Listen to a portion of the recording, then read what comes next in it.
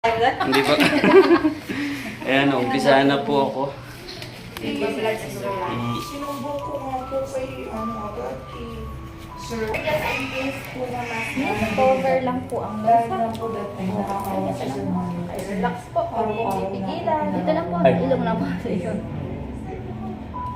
Relax lang po. Okay. The other one po, sorry. Sorry po, konti lang. Okay po.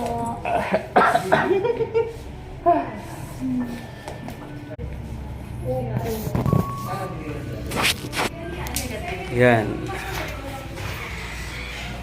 Sa wakas nakita ko na si Doc Shin.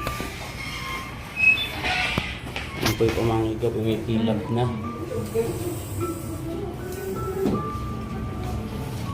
Ay, tutupad na rin yung dream ko. 0916